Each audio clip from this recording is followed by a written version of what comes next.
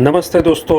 आज मैं आपको बता रहा हूँ कोंकण के कातल शिल्पों के बारे में। इस विषय के बारे में मैंने मराठी में वीडियो बनाया था कोंकण कातल शिल्पे नाम का, और मुझे काफ़ी व्यूअर्स से और मेरे दोस्तों से व्हाट्सएप पर मैसेज आए, फ़ोन पे कॉल आया कि ये वीडियो मैं हिंदी में बनाऊं। तो अब मैं इसका हिंदी संस्करण करके आपके सामने पेश करने जा रहा हूं। भारत के महाराष्ट्र प्रदेश का कोंकण ये बहुत ही खूबसूरत और ऐतिहासिक ऐसा प्रदेश है, और यहाँ पे काफ़ी पर्यटन की दृष्टि से और इतिहास की दृष्टि से समृद्ध ऐसी परंपरा और संस्कृति है। और अब कातल शिल्पी कोंकण के रत्नागिरी शहर से 14 किलोमीटर के अंतर पर निवली फाटा से गणपति पुले नाम के सुप्रसिद्ध शहर की तरफ जाने वाले रास्ते पर दाहिने साइड में हमें ये निवली के कातल शिल्प दिखाई देते हैं। 1999 में जब ये रास्ता बन रहा था उस वक्त ये कातल शिल्प लोगों के ध्यान में आ गए। यहाँ पर जो कातल शिल्प हैं वहाँ पे एक चौखट के अंदर कुछ भौमितिक आकृतियाँ हैं। ये कातल शिल्प रास्ते से सट के होने की वजह से यहाँ पे उड़ी हुई धूल और मिट्टी से ये कातल शिल्प की अवस्था चिंताजनक हो गई है। बाजू से जाने वाले रास्ते के बांधकाम के वक्त इस कातल शिल्प का काफ़ी जो भाग है वो रास्ते के नीचे गया और बाकी का नष्ट हो गया है। यहाँ पर दूसरी साइड पे कुछ कातल शिल्प है इस प्रकार के। अब यहाँ से हम जा रहे हैं उक्षी नाम के गांव पर। इस उक्षी गांव में कातल शिल्प की दो साइड्स है। ये जो आप सामने दिखाई दे रहा है एक बड़ा सा हाथी, ये एक कातल शिल्प की साइट है। इस जायंट एलिफेंट के बारे में बताया जाए, पूंछ से लेकर सूंड तक इसका ये लंबाई है 18 फुट और पैर से पीठ तक ऊंचाई है 12 फुट। यह लाइफ साइज कातल शिल्प है हाथी का। ये पुरुष जाति का हाथी है और वो आगे देखते देखते अपनी तरफ देख रहा है, ऐसा इसका अंकन किया हुआ है। पाँव में 5 उंगलियां दिखाई हैं और सर पर 2 कान दिखाए हैं, 2 दांत दिखाए हैं और आँख भी अंकित की हुई नज़र आ रही है। 2016 साल को ये कातल शिल्प लोगों के नज़र में आया और फिर यहाँ के गांव के लोगों ने इसके संरक्षण के लिए बाजू में रैंप बनाया और इसे संरक्षित किया। यहाँ पर नज़दीक ही दूसरी साइट है, वहाँ पे कुछ कातल शिल्प है। इस साइट पे भी गांव के लोगों ने अपने खर्चे से ये रैंप बनाया है कि ताकि लोग कातल शिल्प के ऊपर जाकर कातल शिल्प को नष्ट ना करें और रैंप के ऊपर से ये कातल शिल्पों को देखें।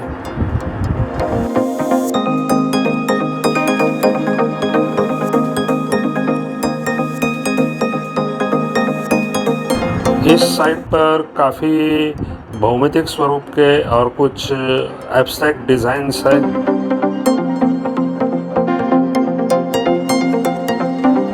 ये सामने जो दिखाई दे रहा है वो आधा सर है और 2 आँखें हैं, बीच में नाक निकला हुआ है और नाक के ऊपर एक सर्पिलाकार अंकित किया हुआ है और भौवें भी दिखाने की कोशिश की गई है।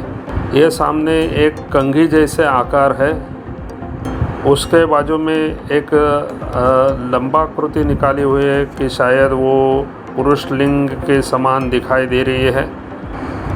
बाजू में भी वैसे ही आकार है और कुछ गोल गोल ऐसे आकार निकाले हुए यहाँ पे सामने दिखाई दे रहे हैं, वर्तुल के आकार।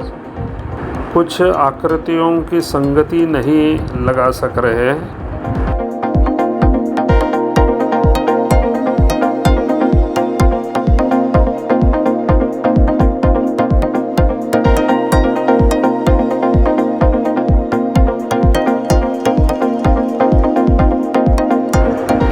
ये सामने एक हाथ फैला हुआ एक आदमी और उसके ऊपर कुछ सिंग जैसे आकार दिखाई दे रहा है, लेकिन कुछ तज्ञों के मतों के अनुसार ये हमिंग बर्ड की आकृति है, हमिंग बर्ड की आकृति। बाकी की आकृतियाँ ये एब्स्ट्रैक्ट डिज़ाइन में बनाई हुई है। ऐसी ये उक्षी के कातल शिल्प है और वो देखने के लिए ये रैंप जो बनाया है, ये रैंप बनाने की वजह है कि कातल शिल्प देखने के लिए हम ये कातल शिल्पों के ऊपर न चलें, क्योंकि हमारे पैरों की वजह से घिस कर ये कातल शिल्प नष्ट ना हो जाए, क्योंकि ये हमारा एक सांस्कृतिक वारसा है। ये हमें ज़रूर ध्यान में रखना चाहिए। ये सिर्फ कोंकण का भाग ध्येय नहीं है या महाराष्ट्र का नहीं है, ये हम सब भारतीयों का कर्तव्य है। अब उक्षी से 19 किलोमीटर अंतर पर ये चवे की 1 नंबर की साइट है। ये साइट भी जनवरी 2016 में प्रकाशित हुई। इस जगह पर प्रोमिनेंटली 9 अंकित हुई कृतियाँ हैं। सबसे प्रमुख है 4 मीटर लंबा और 3 मीटर रुंद ऐसा इंडियन राइनोसोरस यानी गेंडा, सींग वाला गेंडा, और उसके पैरों की रचना ऐसी हुई है कि ऐसे लगता है कि ये गेंडा भाग रहा है। इस भागने वाले गेंडे के शरीर के अंतर्गत कुछ आकृतियाँ बनाई गई हैं। कातल शिल्प की ये विशेषता है कि कातल शिल्प में हर प्राणी को आगे का एक पैर और पीछे का एक पैर दिखाया जाता है।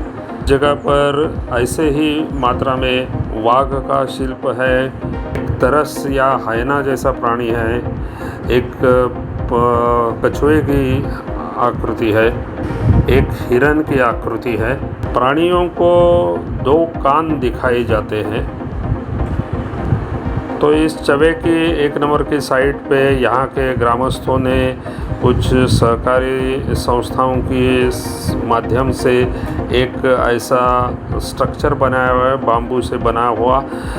उस स्ट्रक्चर में वो कातल शिल्पों के बारे में इंफॉर्मेशन रखना चाहते हैं और लोगों को इस स्ट्रक्चर के ऊपर चढ़ने के लिए सीढ़ियाँ बनाकर लोग उस सीढ़ियों से चढ़कर ऊपर से इन कातल शिल्पों को देख सके, ऐसी सुविधा उन्होंने बनाई हुई है। वो अभी निर्माणाधीन है।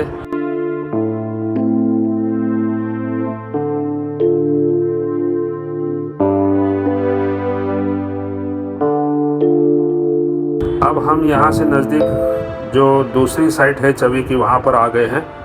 रास्ते को सट के ये जो साइट है, यहाँ पे काफ़ी धूसर ऐसी कातल शिल्पें आपको दिखाई देंगी। यहाँ पर एक आकृति है, यहाँ सिर जो है वो अच्छी तरह से अंकित नहीं किया हुआ है। 2 हाथ है, 2 फैलाए हुए पैर है और पेट फूला हुआ है और पैरों के बीच एक छेद दिखाई दे रहा है। हमारे हिंदू संस्कृति में लज्जा गौरी नाम की एक संकल्पना है। शाक्यपंथी है और तांत्रिक लोगों की वो पूजा अर्चा की प्रतिकृति है, उसे लज्जा गौरी कहते हैं। इस लज्जा गौरी का प्राथमिक स्वरूप हमें यहाँ पर दिखाई दे रहा है। कुछ तांत्रिक क्रियाओं में इसका पूजन होता था। पूरे भारतवर्ष में गॉडेस ऑफ फर्टिलिटी या मातृ देवता करके इसका पूजन होता था। इस देवता की शिल्पें पूरे भारत में काफ़ी जगह पे मिली हुई है। तो ये सामने कातल शिल्प है, ये पूरे जग में प्राचीन ऐसा लज्जा गौरी का कातल शिल्प समझा जाएगा।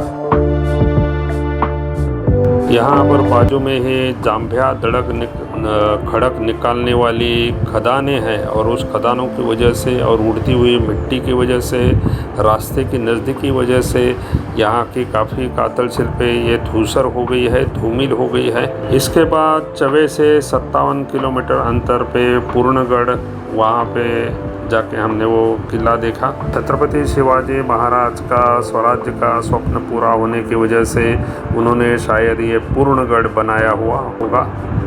फिर यहाँ से नज़दीक गणेशगुड़े नाम के एक अतिशय सुंदर ऐसे समुद्र के किनारे बसे हुए गांव में हम गए और वहाँ पे हमने रात का विश्राम लिया।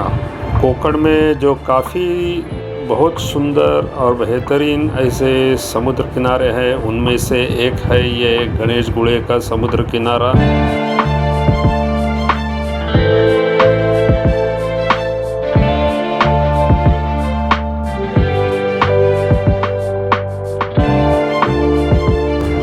दूसरे दिन सुबह उठकर गणेशगुड़े से मुचकुंदी नदी का पात्र का लांग कर हम आ गए हैं गावड़ेवाड़ी।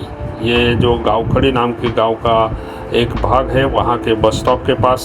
और इसे बस स्टॉप के सामने एक रास्ता पश्चिम की तरफ जाता है।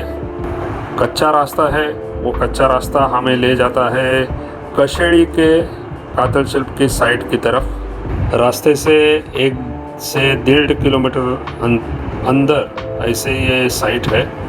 आपके पास अच्छा वाहन हो तो आप वाहन लेके जा सकते हैं, नहीं तो चल के भी जा सकते हैं, क्योंकि यहाँ पर है आज तक मिली हुई कातल शिल्पों की सबसे बड़ी साइट कशेड़ी की कातल शिल्प है। मई 2016 में इन कातल शिल्पों के बारे में जानकारी मिली।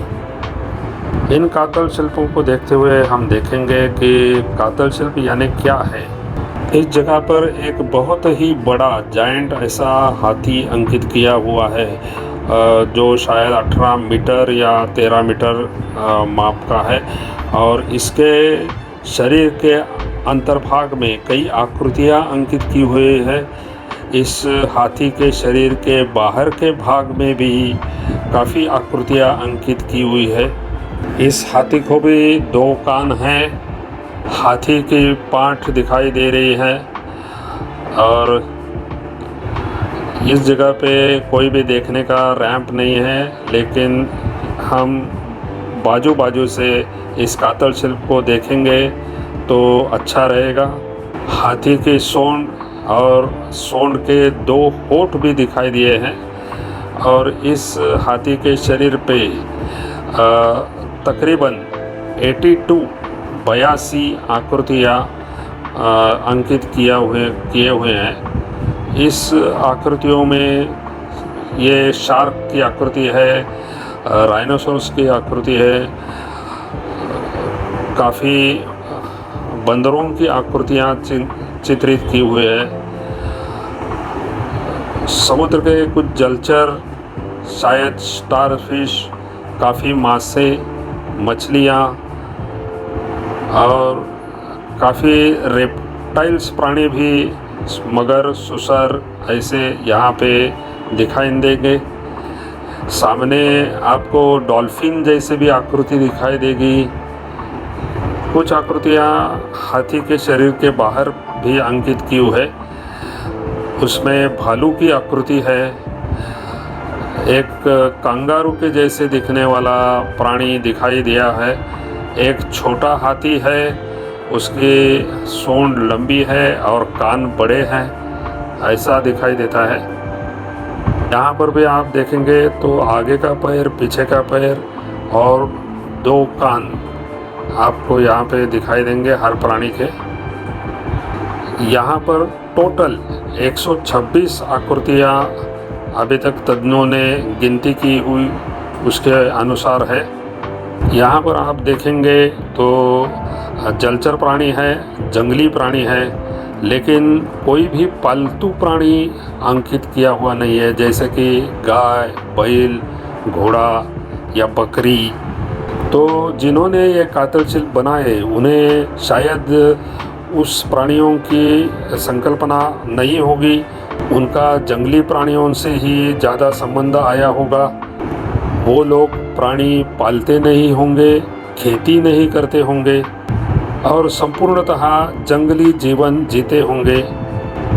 तो ऐसे लोग अश्म युग के, नवाश्म युग के काल में दिखाई देते हैं। इसलिए संशोधकों के अनुसार ये आकृतियाँ नवाश्मकालीन अपने पुरखों ने बनाई होंगी। अब इस प्रदेश में एक सिंगी गेंडा या हाथी दिखाई नहीं देते काफ़ी सालों से, तो शायद ये लोग जब यहाँ रहते होंगे तब ये प्राणी यहाँ पे होंगे, या अभी असम या भारत के उत्तर पूर्व प्रदेश में जो प्राणी दिखाई देते हैं वैसे ही प्राणियों का अंकन यहाँ पे है। तो शायद ये लोग वहाँ से यहाँ आए होंगे क्या? इन सब बारों में अभी शंकाएं उपस्थित की जा रही हैं और संशोधन किया जा रहा है। अंग्रेजी में कातल शिल्प को पेट्रोग्लिफ ऐसे कहा जाता है। ग्रीक भाषा में पेट्रस यानी खड़क और ग्लिफ यानी खड़क के ऊपर अंकित करना या कोरना उसे कहते हैं। तो ये दोनों शब्द मिलके पेट्रोग्लिफ यानी कातल यानी खड़क के ऊपर बनाए हुए चित्र, ऐसा इसका अर्थ होता है। गुफाओं के भित्तियों के ऊपर या खड़े हुए खड़कों के ऊपर जो अंकित किए हुए चित्र है उन्हें पेट्रोग्राफ कहते हैं। ऐसे पेट्रोग्राफ का पूरे जग भर में मिलते हैं, जो भारत में भी मध्य प्रदेश में भीमबेटका में दिखाई देते हैं। लेकिन ज़मीन से समतल ऐसे बनाए हुए हैं कातल शिल्प या पेट्रोग्लिफ ये ज़्यादा मात्रा में कोंकण, गोवा और आसपास के प्रदेश में ही दिखाई दिए हुए हैं। महाराष्ट्र के कोंकण के चिपलून से लेके गोवा तक ये कातल सड़ों के ऊपर यानी कातल के जो पत्थर है उनके ऊपर कातल शिल्पें आपको मिलेंगी। काफ़ी जगह पे मिली है। कोंकण में कम से कम 260 जगह पर ऐसे हजारों कातल शिल्प मिले हुए हैं। श्री सुधीर जी रिस्मोड, आशुतोष जी बापट, धनंजय जी मराठे, तेजस जी गर्गे, नीलेश जी आपटे ऐसे काफ़ी संशोधक इस कातल शिल्पों का अभ्यास कर रहे हैं, उनका संरक्षण और संवर्धन कर रहे हैं। कोंकण के स्थानिक लोग भी अब इसमें रुचि ले रहे हैं। इस बारे में और कातल शिल्पों के बारे में हम दूसरे भाग में आपको बताएंगे। तब तक आप देखते रहिए मेरा चैनल।